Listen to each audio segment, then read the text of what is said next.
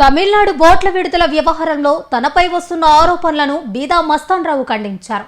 ఈ అంశంపై తాను ఎప్పుడూ మత్స్యకార పెద్దలు లేదా అధికారులతో మాట్లాడలేదని స్పష్టం చేశారు. తనపై జరుగుతున్న ప్రచారం పూర్తిగా నిరాధారమని పేర్కొన్నారు. మత్స్యకారుల పోరాటానికి తాను ఎప్పటికీ అండగా ఉంటానన్నారు. ఈ వ్యవహారంలో నిజాలు వెలుగులోకి రావాలని ముఖ్యమంత్రి నారా చంద్రబాబు నాయుడును కోరారు.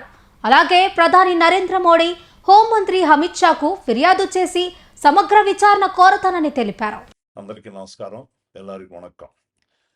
మత్స్యకారుల గ్రామాల కాపులు, పెద్ద మనుషులు, మహిళలు, యువతకి తమిళనాడు బోట్ల విడుదల విషయంలో నాపై వస్తున్న ఆరోపణలకు సోషల్ మీడియా ద్వారా జరుగుతున్న అసత్య ప్రచారాలను ఖండిస్తూ వాస్తవాలను మీకు తెలియపరచదలుచుకున్నాను.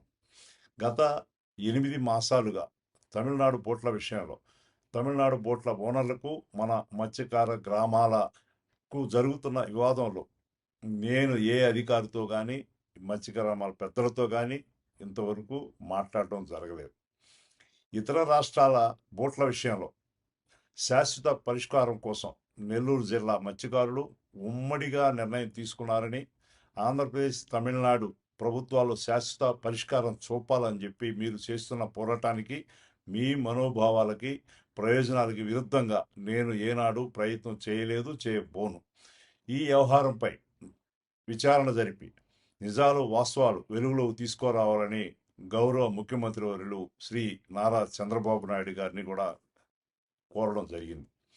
రాజ్యసభ సభ్యునిగా గౌరవ ప్రధానమంత్రి శ్రీ నరేంద్ర మోడీ గారికి, అదేవిధంగా హోం శాఖ మంత్రులు శ్రీ అమిత్ షా గారికి, మరియు కేంద్ర మత్స్యశాఖ మంత్రివర్యులు రాజీవ్ రంజన్ సింగ్ గారికి తెలియపరిచి ఈ విషయంలో సమగ్ర విచారణ చేపట్టి బాధ్యులపై కఠిన చర్యలు తీసుకోవాలని చెప్పి కూడా కోరబోవడం జరుగుతూ ఉంది.